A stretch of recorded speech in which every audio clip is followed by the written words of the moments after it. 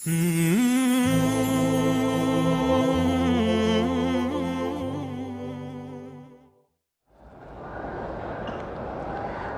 سے تصویریں بنانا، فوٹو لینا جائز نہیں ہے. ہاں البتہ اگر دین کا مسئلہ ہے تو پھر کر سکتے ہیں. تبلیغ ہے، دعوت ہے، علماء حق کے بیان ہیں. طواف کرتے ہوئے نہ فلمیں بنائیں نہ ویڈیو بنائیں. نماز جنازہ کا سلام ایک طرف بھی جائز ہے، دو طرف بھی جائز ہے، لیکن حنفی مسلک میں دو طرف افضل ہے، چونکہ جتنے کلمات زیادہ ہوں گے اتنا اجر ثواب زیادہ ہوگا. عمرہ کرنے کے بعد جو لوگ صرف ٹک لگا لیتے ہیں تھوڑے تھوڑے، ان پر دم پڑ جاتی ہے.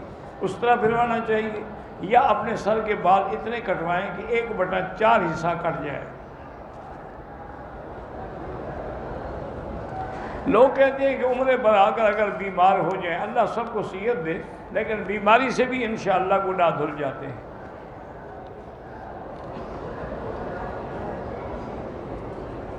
اگر ہمیں نماز جنازہ کی دعا نہیں آتی تو ہم کھڑے رہیں چپ کر کے، بس تکبیریں کہتے رہیں ان کے ساتھ، اللہ اکبر اللہ اکبر.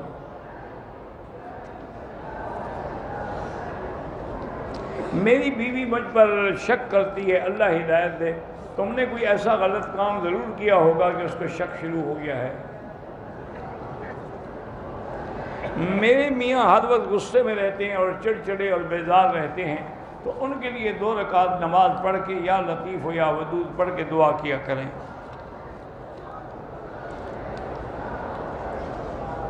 میرے پاس 7.5 تولے سے کم سونا ہے، لیکن 50,000 سے کم وہ زکوٰۃ دینی ہوگی، کیونکہ سونا بھی ہے اور 50,000 بھی ہے.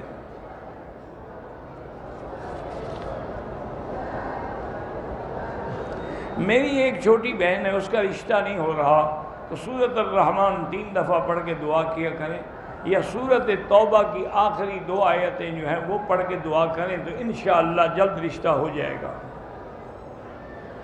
وکالت کا پیشہ حلال ہے یا حرام ہے؟ بالکل حلال ہے، لیکن نیت یہی ہو کہ میں مظلوموں کی اور غریبوں کی مدد کروں گا، کسی ظالم کا حصے دار نہیں بنوں. اگر حجر اسود کا موقع بوسے کا نہ ملے، دور سے ہم اشارہ کریں تو اس کو چومنا نہیں ہاتھوں کو، ہاتھ لگ جائے تو چومنا ہے.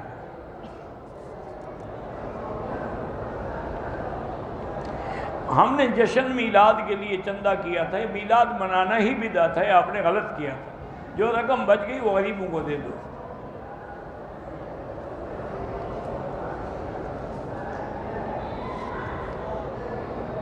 میں جدے میں کام کرتا ہوں، حج کا احرام شادی سے 3 سے باندھا تھا، ٹھیک ہے، کوئی دم نہیں. پاکستان میں بعض لوگ نکاح سے پہلے ولیمہ کر دیتے ہیں، وہ ناجائز ہے. ولیمے کا معنی یہی ہوتا ہے کہ نکاح ہو جائے، رخصتی ہو جائے، بیوی خامن کے گھر میں چلی جائے، میاں بیوی مل لیں، بعد میں ولیمہ کیا جائے، جو سنت ہے. اب وہ تو رواج ہے آج کل کوئی سنت پر عمل تھوڑا ہوتا ہے.